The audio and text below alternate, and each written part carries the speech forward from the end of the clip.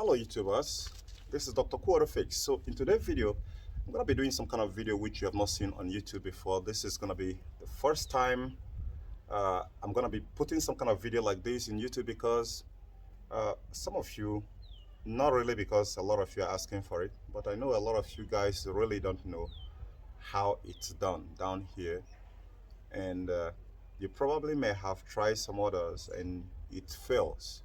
So this is actually the proper way to flush your AC system. When you flush it using this very method I'm going to be teaching you in this video today, the system is going to be as clean as the manufacturers have designed it. Then if you understand this very flushing method which I'm going to be teaching you, a lot of Nigerians actually knows this. They engineered this, they invented this very method here. So it is not a strange thing for most Nigerian mechanics. But for most of you in US, you really don't know how to do this. You don't know how to flush a car system the right way without using OEM equipment. So if you don't have it and you are a DIY, so this video is going to be very important for you.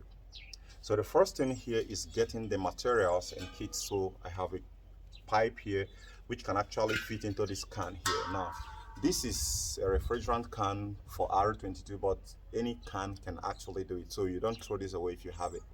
But the content here is not R22. As for my disclaimer, so you have this pipe that can be able to fit in here. So you're going to be needing some sort of tubing like this that is elastic, which you're actually going to cut to be able to use to do whatever you're going to do.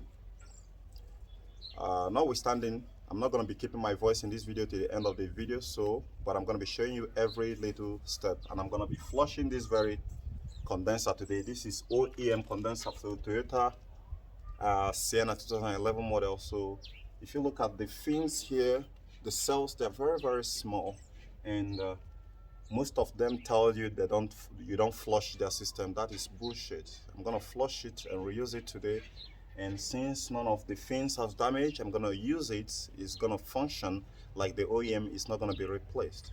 So, and how to do it is what I'm gonna be showing you. I'm not gonna waste your time.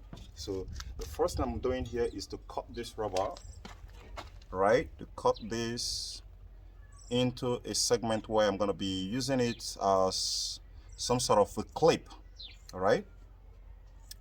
Because most of the times the normal clip you found don't always do the right job. So here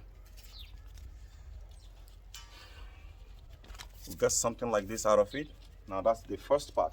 Now the second part here is you're going to be needing something like this. You're going to be needing this guy here, which is gripping ply. You're going to be needing this guy, which you're going to be using to unlock this guy here, because there is something you need to get out of here which is called a desiccant dryer. So you need to get it out before flushing it, and after flushing you don't put it back. You're going to replace it. Then you're going to be needing 2 screws, 2 bolts, 10 actually, which you're going to be using to screw the fittings here and the fittings here, which I covered here. There is no need for this right now. If there is a desiccant, then you can cover it. So fit here and here, and that's going to be to retight these guys in place. And I'm going to tell you how to combine all this, and flush that guy right there. So let's start quickly as possible. Now let me show you why we flush it. Okay, first thing first, here is the oil here is dirty and it has some grime inside it.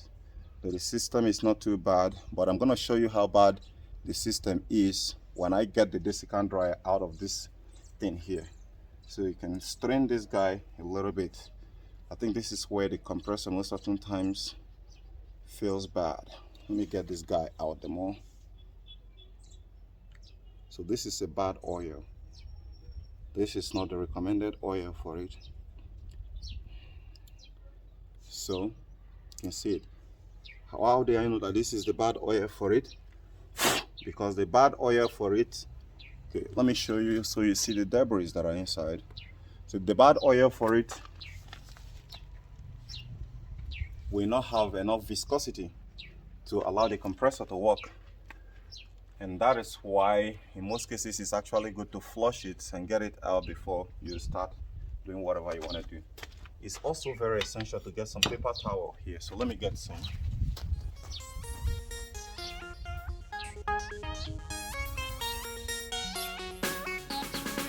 Flush seats.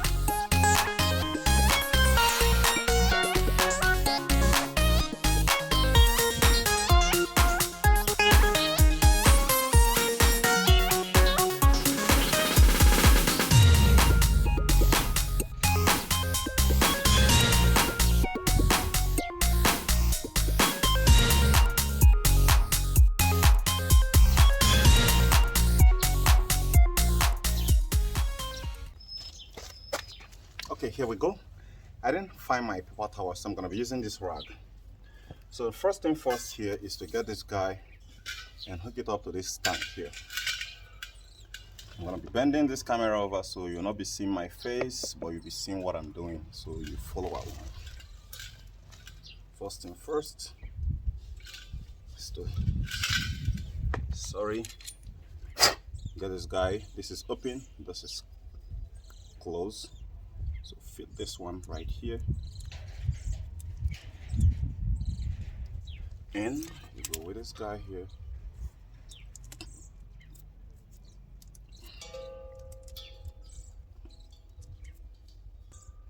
Okay.